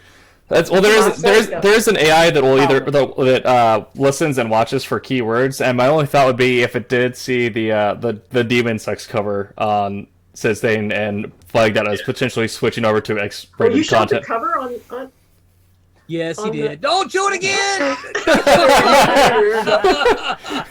It's pretty innocuous. It's a ghost. Yeah, my only thought was that it would notice all the word sex in there. Yeah, but let's try it again. Do it again and see if it does. Yeah. See if that was it. We're not on YouTube though. YouTube. Okay. Oven says not safe for YouTube. Lol. Yeah. I think we run with this. I mean, this is like, we're like death metal now. We got banned from YouTube, man. Yeah. We're the bad boys of comics. Yeah. Oh my gosh. Well, at least it fit in with the subject matter. It did. It really did. It did. I don't know. Maybe we should test what words we can say on Twitch. This is our word test stream. We just go through a dig. Sid, you've got the A's. Read for 5 minutes, right? Yes. Yeah. Dual meaning. Could have been a donkey. Maybe I should have asked a safer question. Has anybody ever worked on Barbie? Yes. Yes. Kicked off of Twitch. Yeah. Have I worked on Barbie? Oh, now we've been kicked off Twitch. Oh. Are we? No, just kidding. Oh, okay. The funny thing is, I was probably working on both at the same time. All right. See, I want to see Sid's run at the Barbie comic. Barbie meets horror. One show I did, the guy asked me, like, what would you do, what would your dream project be? And you're thinking off the top of your head. And I don't know, I like Tarzan. Tarzan meets horror. Yeah, a horror Tarzan story, which there is. Tarzan and the Lion Man is sort of a Tarzan meets Frankenstein story. And so I go, I would love to, do a... Eric Dotson sent me a message about us getting shut down. He said, it must have been the hyphenator. He hunted us down. He was just talking smack and hunted us down with his army. Yeah. I don't know if this is a gaffe or not, but it's stupid. Speaking of Barbie, Mattel was super, super, super picky about Barbie, and they would go over every single page with a fine-tooth comb. And in one of these stories, I think Barbie's little sister Skipper was either sick or lost a puppy or something like that. So it was really sad. It was this story about how to deal with stuff like that, right? And so I inked Barbie with a sad look on her face, and Mattel made me change it. They said, you cannot ever have Barbie frown. Like, she must smile all the time. Like, the dog died. Oh, my dog died. You're gonna make her smile, because that's gonna be worse. That's like a psycho. But no, they were very, very adamant. They were angry that I had made her frown. So I had to change it and make her smile, because she never frowns. She only has 3 eyelashes. She never frowns. Wow. She only has 3 eyelashes. She can only. Yep. They're very picky. Wow. Yeah. So that's a pretty tame gaffe. I inked it wrong, apparently. But you didn't. But who penciled it? It was probably either Anna Marie Cool or Amanda Connor. And they didn't catch it then, that kind of thing. They looked at the finished artwork. They probably changed it in house. Aaron, we're gonna say something. Oh yeah, I used to back in the day. I do motion graphics, and I was doing something for Microsoft a few years ago. I do storyboards, and I mean, between the clients, most people don't see storyboards, but I think I ended up. I did the Microsoft logo right. I put it on the wrong side of the page, if I remember, and I got cursed out like you would not believe by the client who was in between Microsoft and us. And I was like, "Well, is it really?" And he's like, "You're telling me that you put this, and after that, I do not mess with corporate logos, or I make sure that everything is kosher because." Wow. I mean, I was just like, well, yeah, we can fix that later. He's like, no, you will fix this. I was like, okay. Yeah. Yeah. I mean, it was like not a straight up cursing, just like, and I was like, okay. And it was a simple pencil sketch and a storyboard. And okay, yeah. So yeah, the higher the corporation, when they send me the logos, you treat them like, like glass. Man. Yep. Anything to do with corporations. I worked on a lot of corporate properties for innovation, a lot of movie adaptations, and they were very picky about them. And I suppose you could call this a gaffe, but they killed a project after it was completely done. Actually, it was Stephen King that killed it.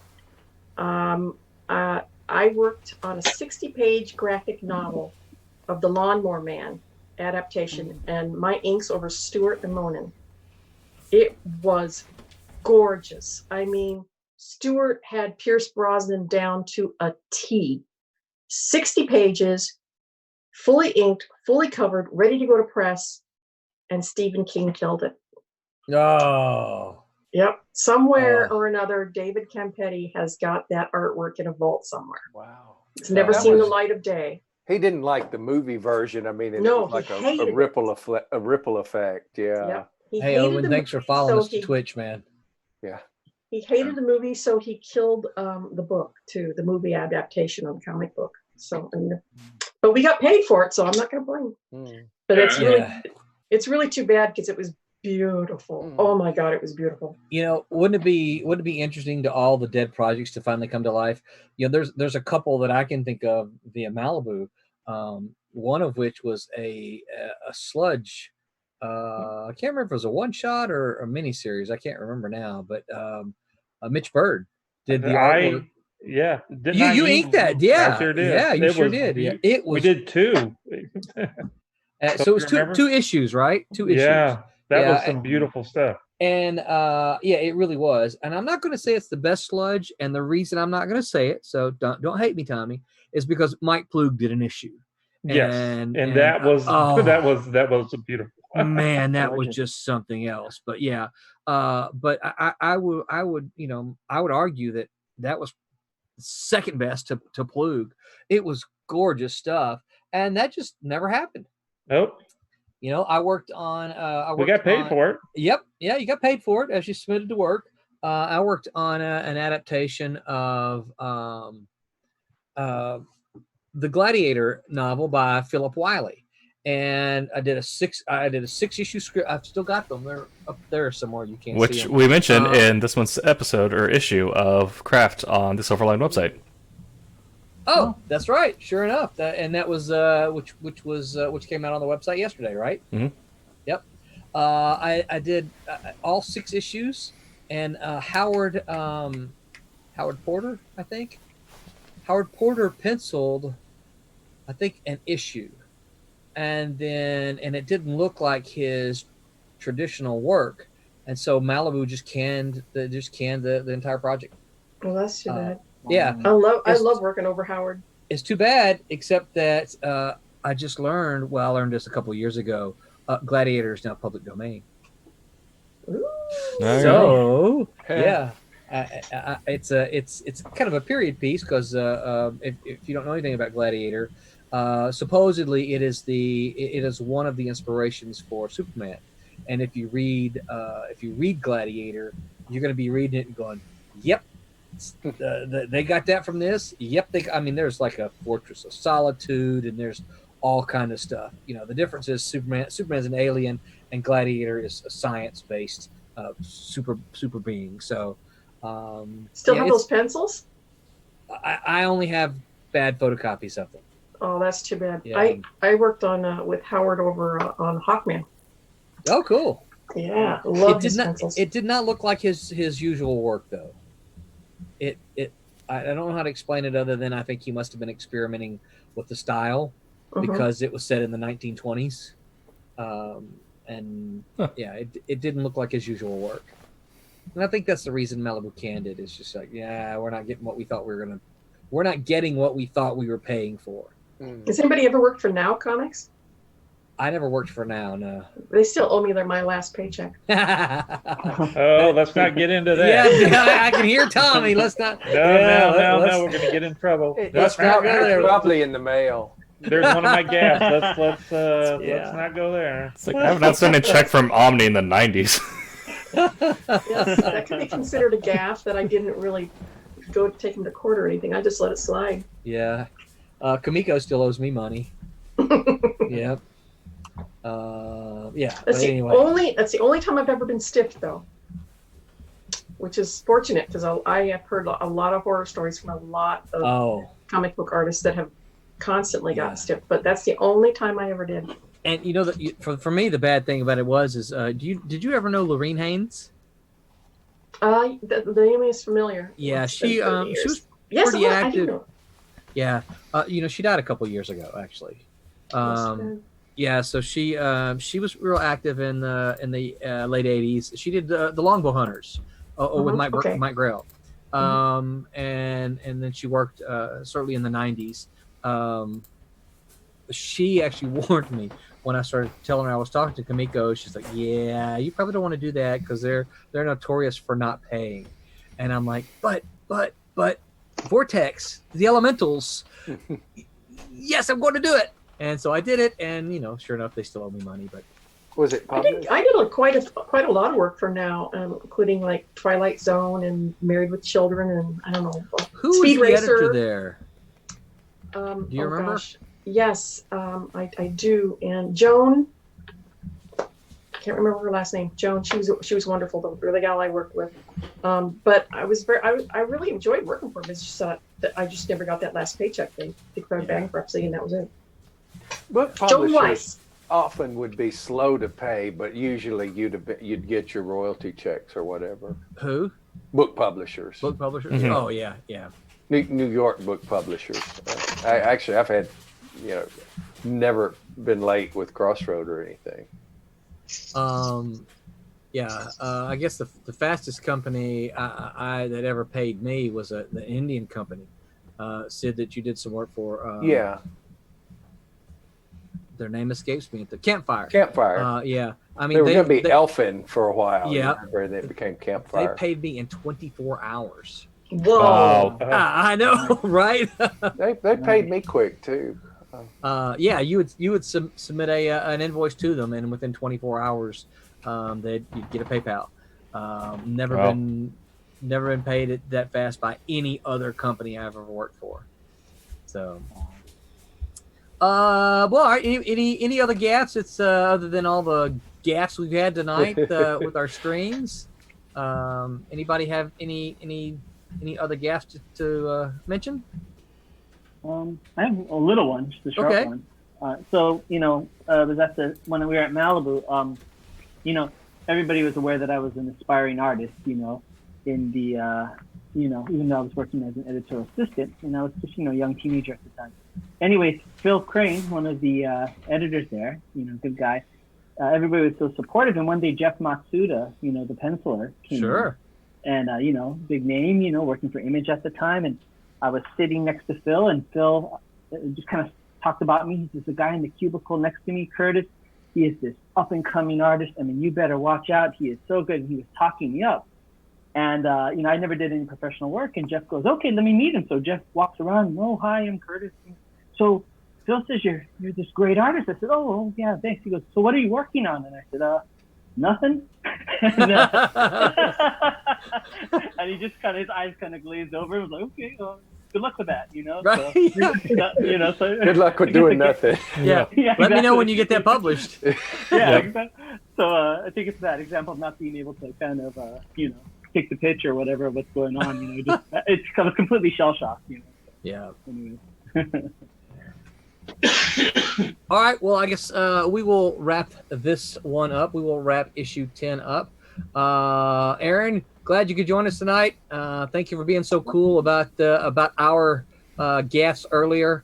I think we're going to do some fun stuff with Fire Rush. Hopefully, I never went back and asked you, but hopefully you were happy with the final look of, even though it's years old. You were happy with the final look of Fire Rush 1. Yeah, we're excited about it. And see, Michael, thank you so much for joining us. We're gonna hook you up with Tommy and get you figured out how we can stream you some of your art. So as we want to watch you draw. This is comic books. What I do, I work on my roughs digitally, and then I put that on the Lightbox. So, okay. So it would be really rough. That's fine. Well, you can we can figure out how to get you hooked up digitally. Certainly Thomas can do that, and if you Alex has it figured out. He's got some kind of I don't know what it is, some kind of arm that he puts his cell phone in. I think that he hangs it over his desk, and we get a really good look at his like that right there. Yeah. Okay, yeah. like that. Yeah. Yeah, I have to look into something like that. Yeah. Yeah. because this is comic books, and we want to see you artists drawing, because it's a visual medium, and you guys are the workhorses. And that's a non-sexist term, workhorses. They can wear skirts if they want to, Barb. You're gonna get us taken off of something else. Yeah, right. Speaking of which, Oven says, "Great show, guys, even though it was a hot mess." Oh. We love you too, Oven. Yeah. So next week, come back and listen to us talk about penciling, when we're gonna do the same thing for the pencilers that we did with the colorists and we did with inkers. How do you start a page? And so we're going to have a handful of pencilers on here, and we're going to see how they go from script to tackling that page. And we'll just kind of, in our hour and a half here, we'll just kind of go as far as they can take us. But hopefully we'll see a couple different ways that pencilers will attack it, digitally, on paper, whatever. No way is wrong as long as the work gets done. Yep. And so don't forget, if you joined us late, of course, I guess the only place we're on now is at Twitch. So please like us, subscribe if you happen to, if we can figure out this video and get it onto YouTube later. Like, subscribe, share, do all that kind of stuff. We need you to help us build the channel. So we're going to go around the row here. Everyone, tell people where they can find you on all the social medias. We'll start with the new guys. Aaron, where can people find you on the interwebs? You can find me at Facebook at Humphres Illustration. You can also find my website, humphresillustration.com. Humphres Illustration Big Cartel is a place where you can see more stuff for sale. And then I do have an Instagram, which is ALH3810 or 3810 at Instagram. And I post stuff all the time up there. Sweet. Very cool. Kurtis, what about you? Where can people find you on the interwebs? Sure, I am Kurtis Fujita. You can find me just looking up the name on Facebook. I have an Instagram account. It's Kemp5, just KEMPFIVE. And in the martial arts world, you can find me on Instagram and YouTube as Tiger Crane 805, and you can find my school on Facebook as Tiger Crane Kung Fu. Thank you very much, Sifu. Becca, how about you? Where can people find you on the interwebs? Hi. You can find me on Instagram at comic_art. That's with K's, not C's. Because artist. Yeah. And you can find me on Instagram. I think my handle's the same one because I use it so often. And I have Behance. You can just look me up with my name, Rebecca Winslow, or Becca Winslow. And you also have a Twitter. Yeah. And Twitter. Did I not? Yeah. I'll help you. Just Instagram. Thank you. Yeah, I'll help you out. Remember, everybody, I'll put all the information on YouTube. I'll put it all down here so that you can find everybody. Tim, what about you? Where can everybody find you on the interwebs? I'm on Facebook, Instagram, and Twitter at Tim TK Writer. I am also on TikTok at Tim Doesn't TikTok. And I am here on Twitch at AgroBacon, where I'll be streaming my user crews offline. So I'm probably going to be doing some Star Wars The Old Republic tonight. Nice. Cool. Oh, shoot. I said I was going to get the new guys first, and I didn't go to see Michael next. Sorry, man. That's all right. See, Michael, thank you for joining us tonight. We look forward to having you back next week for some penciling stuff, right? Yep. Sweet. And where can folks find you on the interwebs? I'm on Facebook. Look for the artist C. Michael Lanning. It's weird because you kind of put like facebook.com/Listening Mind.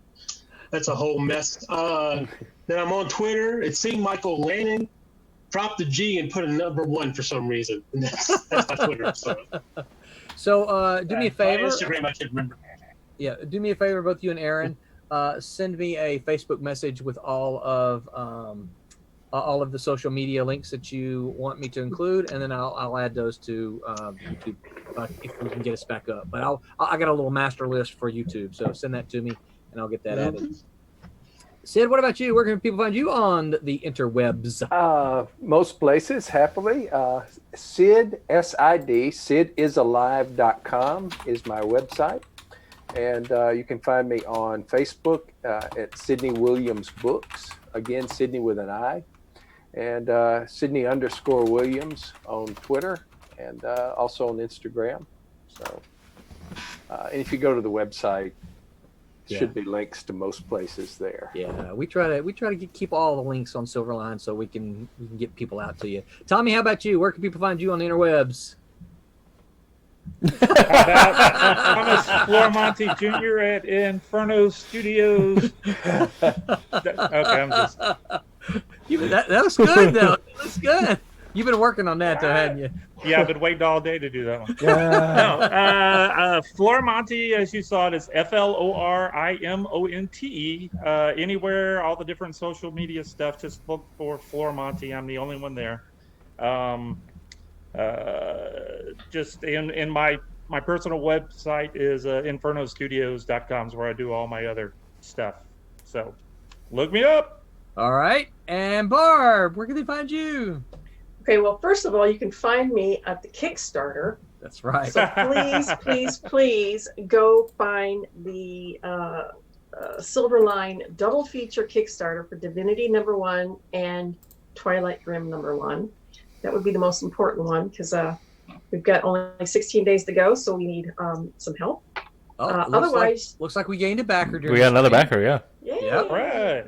Excellent. Otherwise, I am the only Barbara Kaalberg on the internet. That's Kaalberg.